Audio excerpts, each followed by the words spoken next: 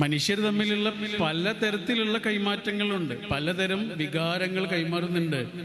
പക്ഷെ ഒരു സാധനം ബാക്കിയാവും, അതെന്താണ്? കാരുണ്യം. കാരുണ്യം എന്ന് പറഞ്ഞാൽ ശരിക്കും എന്താ?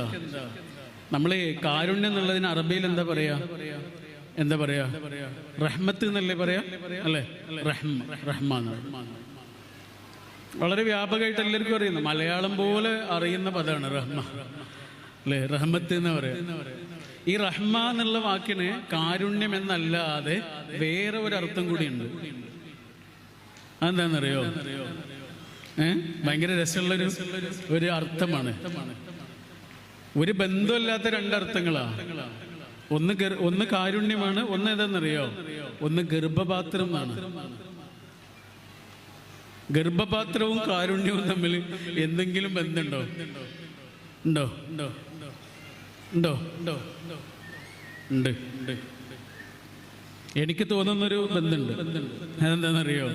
ഈ ഗർഭപാത്രം എന്ന് പറയുന്നത് ഒരു പെൺകുട്ടിയുടെ ഉള്ളില് ഉള്ള ഒരു 3-4 സെന്റിമീറ്റർ മാത്രം വലുപ്പമുള്ള ഒരു ചെറിയ പാത്രമാണ്, അല്ലെങ്കിൽ ഒരു അറയാണ്.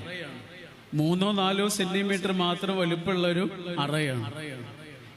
ഈ ചെറിയ അറയാണ് 2-3 കിലോ വലുപ്പമുള്ള ഒരു കുട്ടിക്ക് വേണ്ടിയിട്ട് സ്വയം വലുതാകുന്നത്. 2-3 കിലോ വലുപ്പമുള്ള ഒരു കുട്ടിക്ക് വേണ്ടിയിട്ട്, ആ കുട്ടിയെ ഉൾക്കൊള്ളാൻ വേണ്ടിയിട്ട് സ്വയം വലുതാവുകയാണ് ആ ഗർഭപാത്രം ചെയ്യുന്നത്. എന്താണ് കാരുണ്യം എന്ന് പറഞ്ഞാല്? കാരുണ്യം എന്ന് പറഞ്ഞാല് മനുഷ്യനെ ഉൾക്കൊള്ളാൻ പറ്റുന്ന വിധത്തില് ഒരാളുടെ മനസ്സ് സ്വയം വലുതാകലാണ്. അതാണ് ഹബീബായ റസൂൽ സല്ലല്ലാഹു അലൈഹി വസല്ലമയോട് പഠിച്ചും പറഞ്ഞത്, അലം നശ്റഹ് ലക സദ്റക്.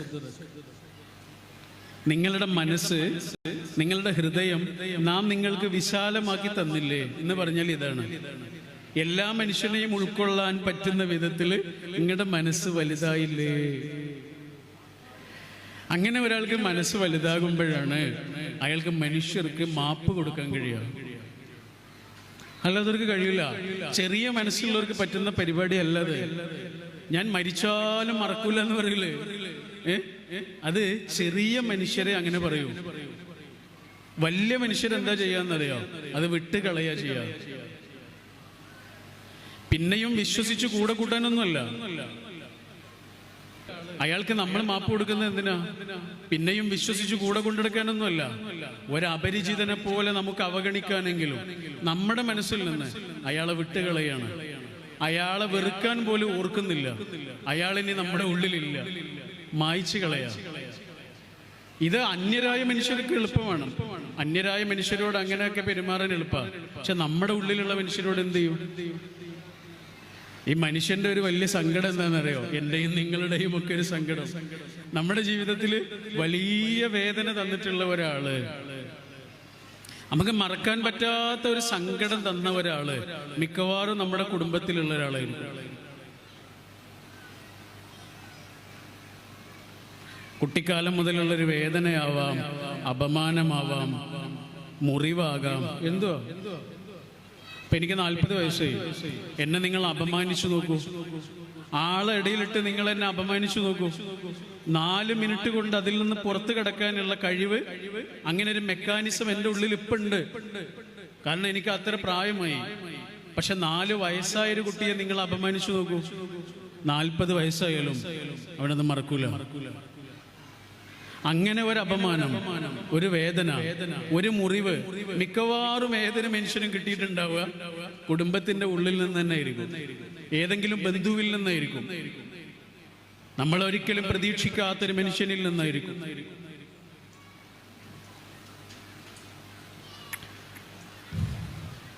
ലോകം കണ്ട ഏറ്റവും സുന്ദരനായ മനുഷ്യൻ ആരാ? ലോകം കണ്ട ഏറ്റവും സുന്ദരനായ മനുഷ്യൻ നമ്മുടെ ഇസ്ലാമിക് ഹിസ്റ്ററിയിൽ ആരാ? ഹബീബായ റസൂൽ സല്ലല്ലാഹു അലൈഹി വസല്ലം. വേറൊരു പ്രവാചകനും ഇതേപോലെ ഭയങ്കര ഭംഗിയുള്ള ഒരു ആളായിരുന്നു. ആരാ? യൂസുഫ് നബി, അല്ലേ? അതിസുന്ദരനായിരുന്നു. ഖുർആൻ അങ്ങനെ തന്നെ പറയുന്നുണ്ട്. പച്ചക്കറി ഇങ്ങനെ അരിഞ്ഞുകൊണ്ടിരിക്കുന്ന ആളുകൾ അറിയാതെ കൈ അരിഞ്ഞു പോയി കണ്ടിട്ട് ഈ ഭംഗിയിൽ സ്വയം ഉരുകിപ്പോയി മനുഷ്യർ. അത്രയും ഭംഗിയാണ്. അപ്പൊ നമുക്ക് സങ്കല്പിക്കാൻ കഴിയാത്ത ഭംഗിയായിരിക്കും. ശരി, ആ യൂസുഫ് നബിയുടെ കുട്ടിക്കാലം നമുക്കറിയാലോ. എന്താണ് കുട്ടിക്കാലത്ത് ഉണ്ടായത്? പറയേണ്ട കാര്യമല്ല, നമുക്ക് അറിയുന്ന ചരിത്രം. കുറെ മക്കളുള്ളൊരു വാപ്പയുടെ മോന, ചെറിയ മോന. അതിന്റെ താഴെ വേറൊരു മോനുണ്ട്.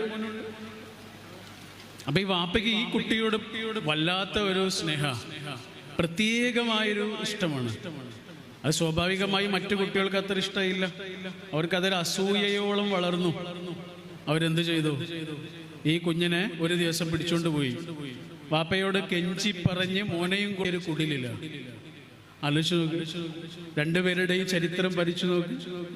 കൊട്ടാരത്തിൽ വളർന്ന മൂസാ നബി അവസാനം എത്തുന്നത് മദിയനിലെ ഒരു ചെറിയ ഓലപ്പുരയിലാണ്, ഒരു മലഞ്ചെരുവിലെ ഓലപ്പുരയിൽ. യൂസുഫ് നബി മലഞ്ചെരുവിലെ ഓലപ്പുരയിൽ വളർന്ന ആളാണ്. അവസാനം എത്തുന്നത് എവിടെയാ? ഈജിപ്തിലെ കൊട്ടാരത്തിൽ. ഇതാണ് പടച്ചോന്റെ പ്ലാന്. നമ്മുടെ പ്ലാനൊന്നും പ്ലാനല്ല. ഈ യൂസുഫ് നബി അലൈഹിസ്സലാം പിന്നീട് രാജാവിന്റെ മന്ത്രിയൊക്കെ ആവുന്നു, ഫിനാൻസ് മിനിസ്റ്റർ ആവുന്നു, ധനകാര്യ മന്ത്രിയൊക്കെ ആവുന്നു. അദ്ദേഹം കല്യാണം കഴിക്കുന്നു. അദ്ദേഹത്തിനൊരു കുട്ടി ഉണ്ടാവുന്നു. ആ കുട്ടിക്ക് അദ്ദേഹം ഒരു പേരിട്ടു. എന്താ പേര് എന്നറിയോ? യൂസുഫ് നബിയുടെ കുട്ടിക്ക് കൊടുത്ത പേരെന്താണെന്നറിയോ? മനാസേ. മനാസേ.